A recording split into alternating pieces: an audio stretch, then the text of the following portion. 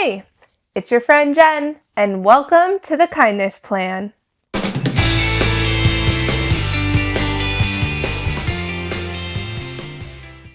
Hey, I'm Jen. I didn't start this podcast because I have everything figured out. As a wife, a mom, a stepmom, and an entrepreneur, I've learned that success without kindness just feels empty. And kindness without boundaries feels so exhausting. The Kindness Plan is where we're going to talk about making kindness strong again, making it cool again, making it the foundation for how we live our lives, raise our kids, and build our futures. So if you're ready to be kind with courage and strength and softness and vulnerability, you're in the right place. Let's dive in. Hello and welcome to the Kindness Plan. I am so grateful you're here. Have you ever said something and immediately wished you could take it back? Maybe your tone was sharper than you meant. Maybe your words came out wrong. Maybe your intention was good, but it didn't land that way. We have all been there. And today we're talking about something so powerful, how kindness shows up after we misspeak. Because kindness isn't proven when everything comes out perfectly. Kindness is proven in how we respond when it doesn't. I want you to hear this clearly. If you've ever said the wrong thing, that does not make you unkind. That makes you human. We sometimes carry this pressure, especially in today's society, to always say the perfect thing, especially when we care deeply about people. But the truth is none of us are perfect communicators. And we get tired, we get overwhelmed, we react instead of respond, or sometimes maybe we just stay quiet and say nothing because we think that's better than misspeaking. And often the people we love the most are the ones we can maybe hurt the most with our words or lack of words. This can happen in marriage, with our kids, with our friends, even with strangers. The goal of kindness is not perfection. The goal is growth. And that's what's so exciting about kindness. Kindness is not perfection. Kindness is accountability. Real kindness says, I care more about your heart than my pride. And there's a big difference between someone who misspeaks and someone who refuses to take responsibility after they do. Kind people aren't people who never mess up. Kind people are people who repair. Repair is where trust grows. Repair is where safety grows. And repair is where relationships deepen. So, why do we misspeak? Before we talk about apologizing, we have to understand why we misspeak. Most of the time, it's not because we're cruel, it's because we're overwhelmed. We misspeak when we're tired, we feel unheard, we're overstimulated, we're hurt, we feel defensive, we feel stressed. When our nervous system is activated, our words can come out sharp, even when our heart is soft.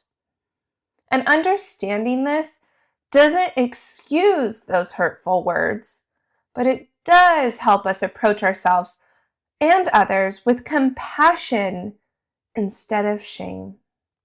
Because shame shuts down growth. Kindness opens growth up. We have to think about where we are in the world and all the people in powerful positions, politics, the news, friends, parents that misspeak, and instead of taking accountability, They're shamed and they shut down and we get defensive. I know I've done it. Sometimes I think I am so ashamed, I forget. I think it's easier to think it never happened. I think the body puts me in a fight or flight mode and almost blocks that memory out. So I think the first step is just not to shame the people we love the most, but say, give them grace. The kindness plan apology method. Now, here's a simple 4-step kindness apology method. And I definitely have used this before, and there's times I haven't.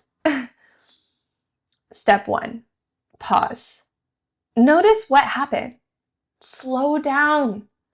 Don't rush past the moment. Step 2, own it.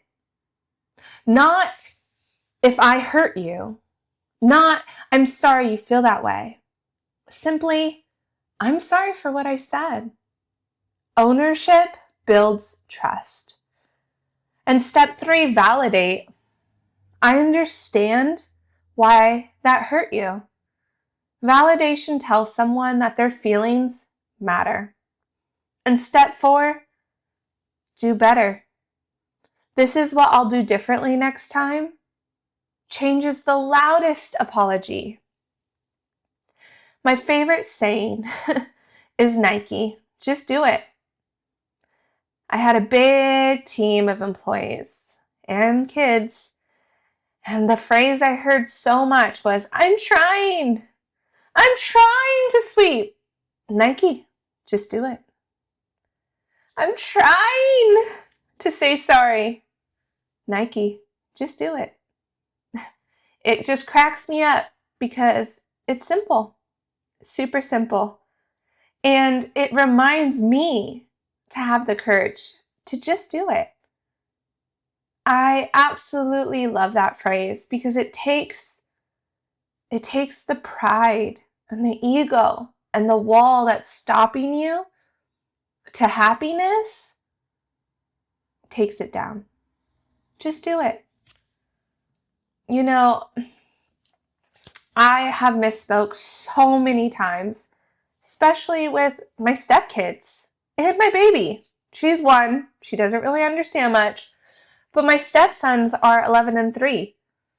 And I think the best thing to do is just say, when you misspeak, when I'm angry, when I'm tired, when I have a baby screaming at me, and then they are whining or being mad at the baby and just family stuff, the best thing I can do is just say, I'm sorry I spoke harshly. You know, you didn't deserve that. I was frustrated. That's not your fault. And I'm working on speaking more calmly. And I think that just communicates the message that I'm not perfect. And I'm trying. And I will work on staying calm in very chaotic situations. And by doing that, we're teaching our kids how to do the same. And trust me, they'll speak better back to you when they're in chaos. I guarantee you they'll copy you one day and you'll love it. Or with a partner. I realized my tone was sharp earlier. I didn't mean to hurt you, but I understand that I did. And I'm sorry. You matter more to me than winning in the conversation in a simple moment. And trust me, my tone of voice, I have been told so many things about my tone of voice. From being on TV and getting private messages saying I'm annoying, to being told I could sound condescending, to being told that my tone is just not joyful. Sometimes it's too joyful. One thing I can do is just take it person by person, do my best, and leave the rest. If you notice something important, none of the apologies defend the mistake. Because kindness doesn't defend, kindness takes responsibility. So, If you're someone who worries about saying the wrong thing, I want to gently remind you that you do not need perfect words to be a kind person. You just need a willing heart. Kindness is not measured by flawless speech. Kindness is measured by humble repair. And growth doesn't happen because we never mess up. Growth happens because we're willing to learn when we do. Thank you so much for spending time with me on the kindness plan. And if something encouraged you today, carry it with you this week. Kindness is not about perfection. It's about choosing love, truth, and intention in everyday moments. Because remember, kindness isn't random. It's a plan. Talk to you soon. The Kindness Plan is on a mission to spread kindness near and far, but we can't do it alone. If you know somebody in your life who could use more kindness to themselves and to others, share this episode. And if we spoke to your heart, please leave us a review. The only way this message could reach more families, more hearts, and more communities is with your support. And most importantly, thank you so much for spending your time with us. But remember, let's spread kindness. Let's practice it. Let's implement what we're learning in our daily lives. I hope that we've inspired you to choose one part of the kindness plan from today's episode and live it out this week in your home, in your parenting, in your relationships. Because kindness isn't something we can just talk about. It's something we practice. Thank you so much for taking the time, and I'll talk to you soon. Bye!